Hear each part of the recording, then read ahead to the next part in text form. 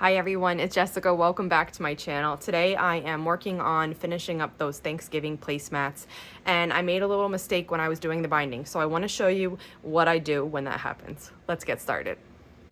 I'm working on binding some of my placemats. So I did, let me see, I already did 8 and they're washed and ready to go. I need 2 more for this one little table, and I'm doing those, and then I have 4 here. So I'm just gonna do these 4.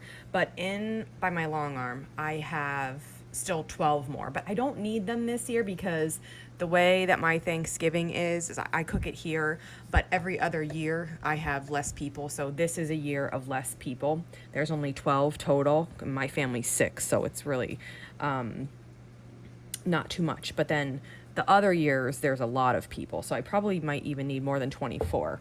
But I'm trying to finish up these and then wash them. And this is the first time I've done this in a while. I bind so many things that I don't typically make mistakes on it anymore, just because it's second nature because I do it so much. But for whatever reason, I did get this one wrong. So this is what happened was I folded it, right? I sewed across right here, and then when you open it back up, it's supposed to lay flat.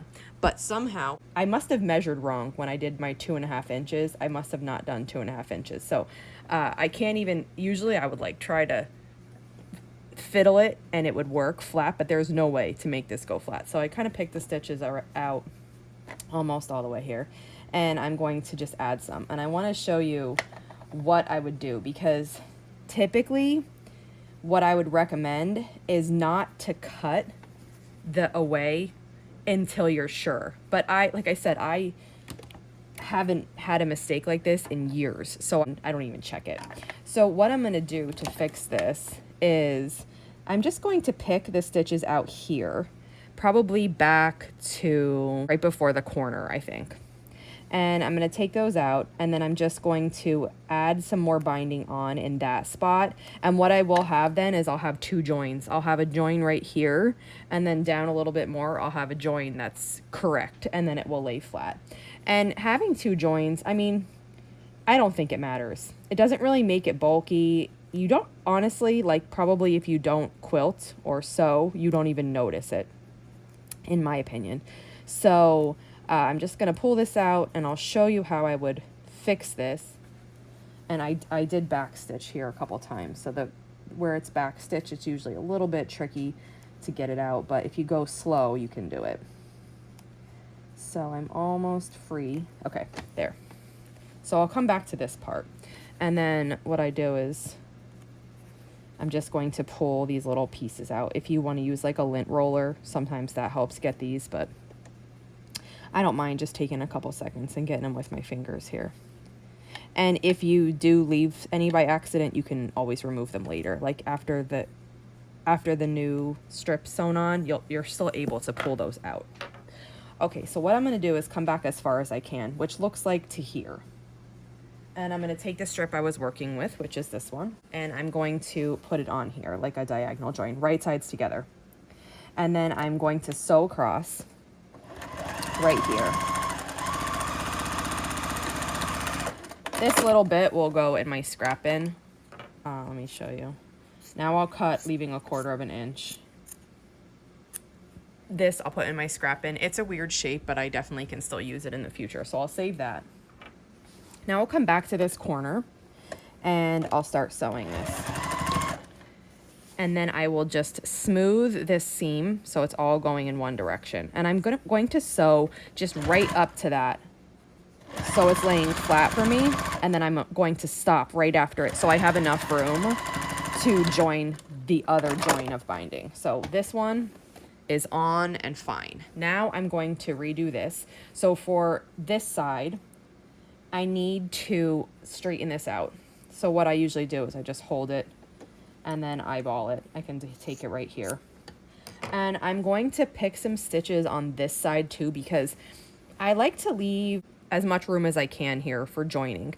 You can get the binding to lay flatter either way, whether you have a lot of room or you don't. But when you don't have a ton of room, you're kind of fighting that. So I would like to give myself a little bit more room. So I'm going to pick the stitches out on this side just a little bit to give myself more room. And then I'll take those out. I did some back stitching in the beginning, so it usually just takes a couple little pulls like this to get those back stitches out, and then the rest will come. And then I'll flip it to the back to cut this back thread, and then just pull that out. And then I'll take these little bits out like I did before. And then we'll do it how I usually do it with binding. So I'll take this piece and I'll lay it nice and flat. And right here, I'll put this one at the 10, okay? So that means we're going to go to 7.5 because my binding's 2.5 inches wide, so I need to overlap it 2.5 inches so that it works. So I'll cut it there. And then we will do the diagonal join. So we take the bottom strip of the binding and just open it up so it's right side up. And then you take the top one and you put it so it's right side down. And whatever I have sticking up over here, I try to have sticking up over here. Then I sew across this. Now before I cut this, I'm going to open it up and double check. Okay, that's laying nice and flat. So that's what you want to see. So then you would just fold it back up and cut, leaving about 1/4 inch.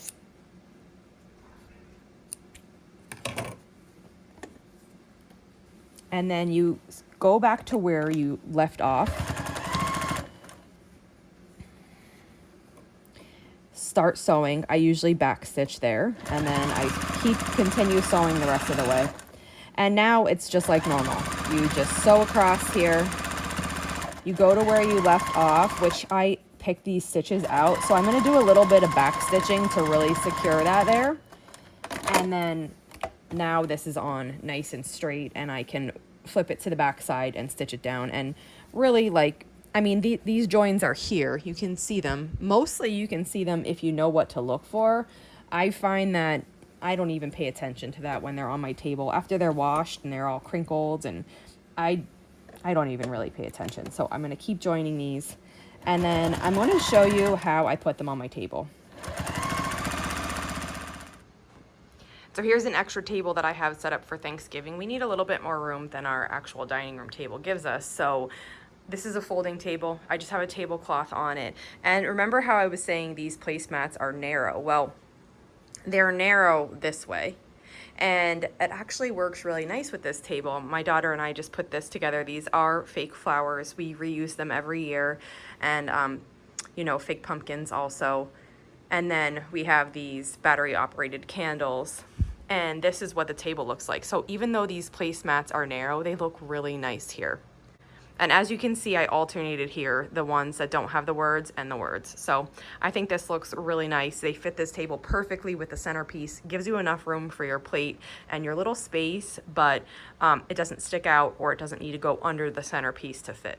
This is the other area that we're using them. This like long skinny table sits 4 people, and my husband made it. And so these placemats work here also. So I have 2 right now, and both of them have words. So I need to fill in the ones that don't have words.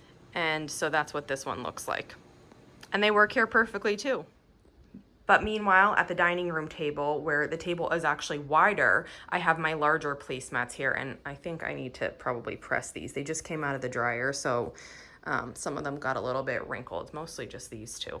And these larger placemats fit here really nice. Even with the centerpiece, you still have plenty of room to sit, and I like this size better for my actually wider table. But all my placemats are getting used, and I really like it. That's it for today. If you have any questions on this video, just let me know. And if not, I'll see you back here soon. Thanks for following along.